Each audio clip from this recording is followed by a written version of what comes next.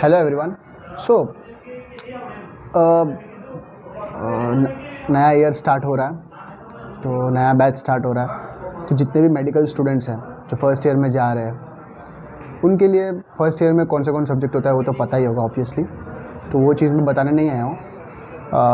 The most important thing is कौन सा book use करें, क्योंकि कुछ पता नहीं रहता उस समय। कोई सीनियर भी नहीं पता रहता फर्स्ट ईयर में किसके साथ बात करें किसके साथ नहीं करें। एंड अपने को कौन सा बुक सही से यूज़ करना है, कौन सा बुक पढ़ने से अपने को समझ आएगा। और मोस्ट इम्पॉर्टेंट प्रॉब्लम ये है कि मतलब बहुत लोग अलग अलग मीडियम से आते हैं। कोई हिंदी मीडियम से आता है, कोई गुजराती मीडियम से, कोई मराठी मीडियम से, अलग अलग लैंग्वेज से आते हैं। तो उनको कैसा होता है कि मेडिकल के बुक्स जो होते हैं ना, वो एक कैसे होते हैं कि लैंग्वेज बहुत प्रॉब्लम क्रिएट कर देती है। तो मतलब जिनको पढ़ने की इच्छा तो रहती है, बट वो बुक्स को मतलब जो कंटेंट जो लैंग्वेज देखकर प्रॉब्लम हो जाती है।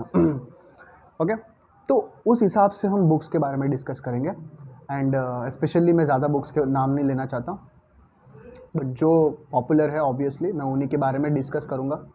एंड मैं रिकमेंड करूँगा कि किसको कौन सा बुक ज़रूरत रहेगा। ओके तो सबसे पहले मैं मतलब बताना चाहता हूँ कि बुक्स जो होते हैं ना, कुछ बुक्स ऐसे बोलते हैं कि सब कि एग्ज़ाम ओरिएंटेड बुक होते हैं और गोल्ड स्टैंडर्ड बुक होते हैं। एंड जो कुछ कुछ बुक्स होते हैं कंसेप्ट बिल्ड करने के लिए होते हैं कुछ। मतलब मैं इन सब चीज़ों को मानता नहीं हूँ, बट हाँ, कुछ बुक्स ऐसे होते हैं जो स्पेशली मतलब अपने को डायरेक्ट थिंग्स बता देते हैं। जैसे कि फिजियोलॉजी के, आज हम फिजियोलॉजी के बारे में बात करें, फिजियोलॉजी के कुछ इंपॉर्टेंट बुक्स की बात करेंगे जो हमें ज़रूरत है पढ़ने के लिए। तो तुम फर्स्ट ईयर में आए हो फर्स्ट ईयर में आए हो तो तुम्हें कुछ पता नहीं है। ओके, तुम्हें इतना पता है कि इतने इतने सब्जेक्ट हैं। तो ह्यूमन फिजियोलॉजी को तुमने पहले से ही पढ़ के रखा है।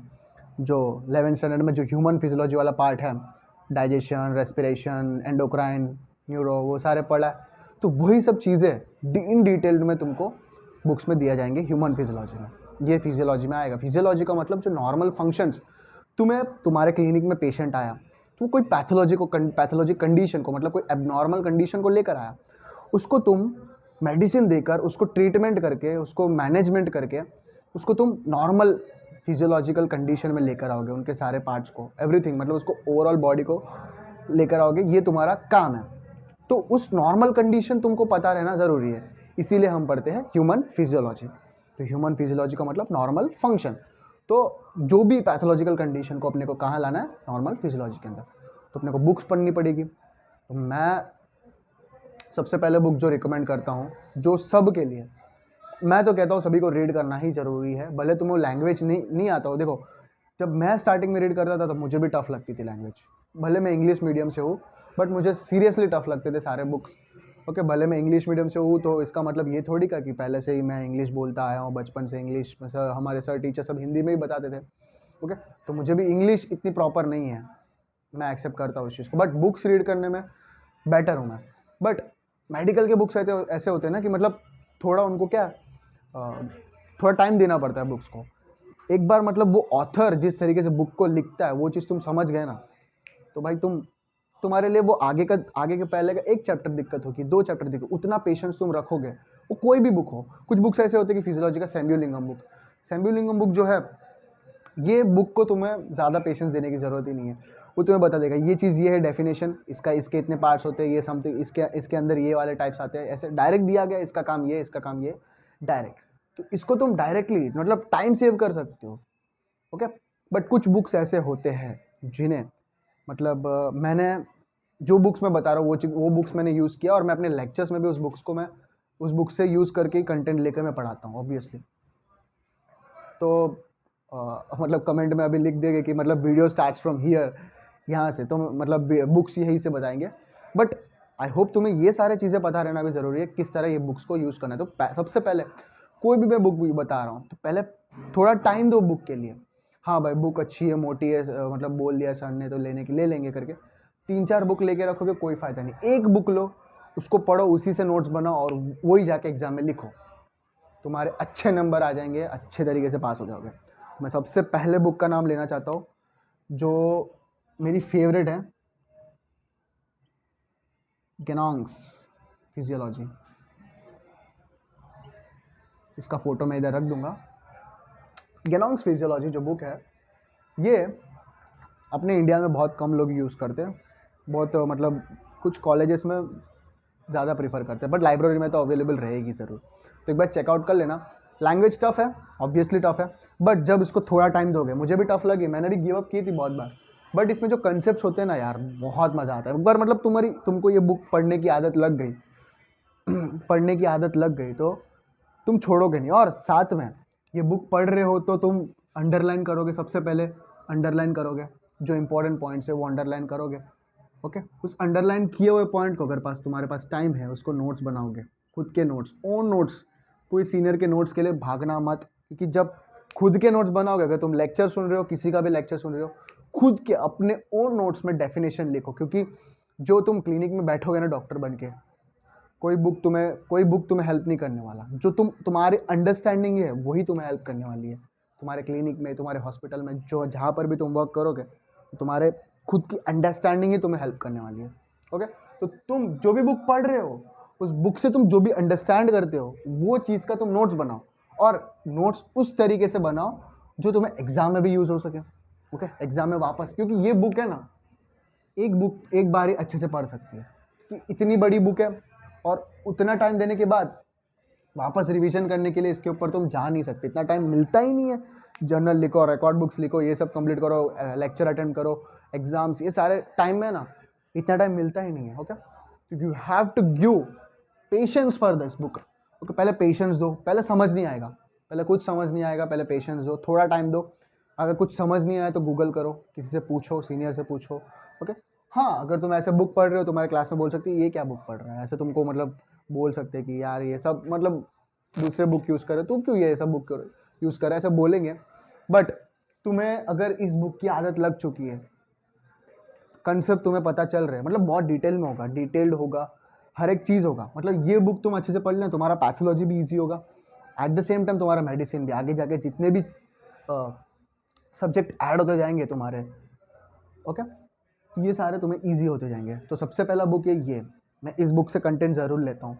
ओके, सेकेंड बुक जो है, इसको गोल्ड स्टैंडर्ड बुक से नाम जानते हैं, ये भी गोल्ड स्टैंडर्ड है, अब ये वाला भी, Guyton and Hall. As compare to Ganong, इसकी लैंग्वेज जो है वो ईजी है, मैं तो कहता हूँ बहुत ईजी है यार। एक बार मतलब तुम थोड़ा टाइम दोगे ना, ये बहुत ईजी है। मैंने पूरी न्यूरो एनाटॉमी जो है, न्यूरो फिजियोलॉजी पूरा गाइटन से पढ़ा। कुछ टॉपिक ऐसे हैं जो गाइटन जो है बहुत बहुत मतलब बहुत मतलब सही कंसेप्ट लिखते हैं। दोनों कंसेप्ट के बारे में देखो, ये गोल्ड स्टैंडर्ड बुक जो है ना, ये जो फिजियोलॉजी की बुक्स है ना, इससे तुम्हारे कंसेप्ट बनेंगे। जो तुम प्रोफेसर्स जो होते हैं ना, प्रोफेसर्स जो बड़े बड़े लेक्चरर्स होते हैं ना, वो ऐसे बुक से ही कंसेप्ट उठाते हैं। जब तुम ऐसे बुक से कंसेप्ट पढ़ोगे ना, तुम्हारा कंसेप्ट इतना मज़ा आएगा ना पढ़ने में। अगर तुमको मेडिकल साइंस में नॉलेज हो तो ऐसे बुक्स से तुम पढ़ोगे ना, बहुत मज़ा आएगा, literally I am saying. Okay, तो ये, हाँ, सेम थिंग यही भी, यहाँ से जो पढ़ रहे हो तो अंडरलाइन करो, इंपॉर्टेंट पॉइंट को अंडरलाइन करो, एक कहानी की तरह समझाएगा गाइटन एंड हॉल। ये जो स्टैंडर्ड बुक्स जो है वो तुम्हें एक कहानी की तरह ले जाएंगे, ऐसा हुआ, फिर इसके बाद ऐसा होगा, फिर इसके बाद ऐसा होगा। तो उस कंडीशन में क्या होता है ना, कि तुम्हें मतलब पॉइंट वाइज शॉर्ट में तुम्हें इस चीज़ को अंडरस्टैंड करना है, फिर उसको तुम्हारे हिसाब से लिखना है, बस दैट्स इट।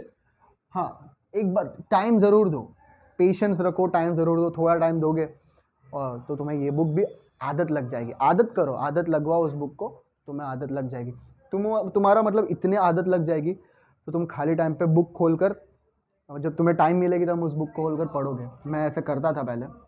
ओके, तो बहुत इंटरेस्टिंग बुक्स है दोनों के दोनों, in my point of view, obviously. Okay, तो थर्ड बुक जो है, मैं 3 ही बुक्स बताऊंगा। सैम्ब्यूलिंगम,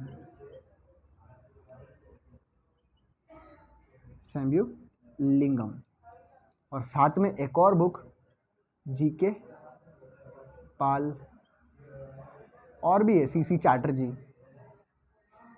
सीसी, और भी बुक्स हैं, और भी बुक्स हैं। तो मैं यूज़ करता था सैम्ब्यूलिंगम। नॉट ओनली मी, मेरे पूरे क्लास में एग्ज़ाम ओरिएंटेड बुक करके बोलते हैं इन बुक्स को, बट मैं ऐसा नहीं बोलूँगा। मैं तो कहता हूँ अगर तुमको कंसेप्ट सीखना है, गोल्ड स्टैंडर्ड ऐसे बुक्स पढ़ने हैं, तो पहले एक टॉपिक इधर से पढ़ो। समझो तुम, अभी लास्ट टॉपिक मैंने क्या पढ़ाया था, हाँ, इरिथ्रोपोइसिस टॉपिक है। पहले इरिथ्रोपोइसिस टॉपिक को सैम्बुलिंगम से पढ़ो, बहुत ईजी लैंग्वेज, हलवा पढ़ो। ये वाला हो गया, इससे नोट्स बनाना है तो बनाओ। ये पढ़ने के बाद इन दोनों में से कोई भी बुक पढ़ो तो तुम्हारा कंसेप्ट एकदम फिट हो जाएगा तुम्हें। इससे ये ईजी लैंग्वेज है। यहाँ प्रॉब्लम लैंग्वेज से ही आएगी, लैंग्वेज आएगी, और जो ऑथर जिस स्टाइल में जो लिखता है ना, अपना जो खुद का स्टाइल होता है, वो स्टाइल तुमको पता चल गया तो ये कोई बुक की ज़रूरत नहीं पड़ेगी। और एग्जाम भी तुम इस बुक से पास करोगे, जो तुम वाइवा में जो बोलोगे, इस बुक से जो नॉलेज तुम शेयर करोगे ना, और प्रोफेसर भी इंप्रेस होगा तुमसे। ओके, सैम्बुलिंगम, जी के पाल, सीसी चैटर्जी, ये सारे मतलब एग्जाम ओरिएंटेड बुक्स बोलते हैं, बट ऐसा कुछ नहीं है। मैं जब सैम्बुलिंगम पढ़ता था ना, सैम्बुलिंगम मैंने सबसे पहले न्यूरोफिजियोलॉजी स्टार्ट मैंने सैम्बुलिंगम से किया था। बट जैसे जैसे मैं सैम्बुलिंगम पढ़ता था मेरे को बहुत ईजी लगता था, मेरे को खुद पता था कि भाई इतना ईजी है ये सारी चीज़ें, बट अंदर से एक फील होता है कि भाई कुछ तो मिस हो रहा है। मतलब जो बोलते हैं ना, मतलब कुछ फील मिस हो रहा है। जैसे कि मैं रजनीकांत का फ़ैन हूँ, रजनीकांत सर का फ़ैन हूँ, तो रजनीकांत सर के जब भी मूवी देखता हूँ ना, मतलब नया कोई मूवी रिलीज़ होती है, रिसेंटली जेलर मूवी आई थी, तो मैं जब देख रहा था पूरी मूवी में, मतलब रजनीकांत के जितने भी मूवीज़ होते हैं ना, उनके मूवी में एक पर्टिकुलर शॉट में ना उनका उनका एक्चुअल स्टाइल स्वैग सब दिख जाता है।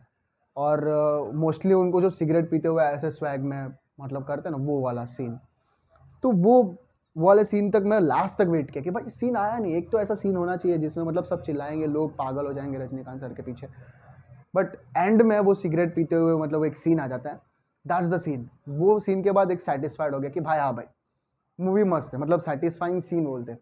तो ये बुक में ना वो सेटिस्फाइंग सीन जो है मिस करता है। ओके, मैं तो कहता हूँ मिस, सही में मिस करता है। सैम्बुलिंगम तुमको बता देगा कि ये पार्ट में ये होता है, इसका फंक्शन ये है, इसका ये फंक्शन है, इसका वैल्यू ये है करके, बहुत अच्छे से ब्यूटीफुली रिटन बुक्स है ये सारे। बट जो चीज़ कंसेप्ट है ना, कहानी बहुत मज़ा आता है सुनने के लिए, वो है ये दो बुक्स। तो मैं स्पेशली रिकमेंड करूँगा कि ये दो बुक्स पढ़ो तुम। ओके, क्योंकि ये दो बुक्स में कंसेप्ट है। ये इंडियन बुक्स है, इसका मतलब ये नहीं कि इसको इग्नोर करो। अगर तुमको लैंग्वेज में प्रॉब्लम हो रही है, सीरियसली मैं बोल रहा हूँ, जाओ इन बुक्स को पढ़ो। मैं तो कहता हूँ सैम्बुलिंगम को छोड़ के जी के पाल को पढ़ो, one of the best book, one of the best Indian book G K Pal है। बहुत अच्छे अच्छे रेप्यूटेड कॉलेजेस में जी के पाल यूज़ करते हैं। मैं तो कहता हूँ ये यूज़ करो। मैं ये भी पढ़ता था, ये मतलब मैं अपने टाइम पे ये नहीं पढ़ता था, ये पढ़ता था, बट एक्चुअली में मैं इससे मतलब कंटेंट लेता हूँ, क्योंकि ये जो बुक है ना, इसमें डिटेल्ड भी दिया है और कंसेप्ट को एकदम सिंपल वे में एक मतलब सिंपल वे में प्रेजेंट किया है। पूरा इन्फॉर्मेशन को, जो इन्फॉर्मेशन इन दोनों में है ना, पूरे इन्फॉर्मेशन को एक नोट्स के जरिए और कुछ ऐड करके क्लिनिकल पर्सपेक्टिव के साथ जी के पाल में दिया है, जो बहुत मज़ा आता है रीड करने में। ओके, तो ये बुक भी मैंने पढ़ी नहीं है, बट मैं नाम लिख रहा हूँ, अगर तुम्हें अच्छी लगी तो तुम यूज़ कर सकोगे। बट मैं स्पेशली रिकमेंड करूँगा कि तुम ये बुक सामने से रीड करो। लैंग्वेज टफ रहेगी, देखो गिव अप करोगे, कुछ भी अपने लाइफ में गिव अप नहीं करना है। छोटी सी भी चीज़ हो तुम्हारे से, मतलब कुछ काम, छोटी सी भी काम नहीं करा जा रहा है तो पुश करो अपने आप को। Don't put your self in your limits कि नहीं हो रहा है करके छोड़ दो, नहीं।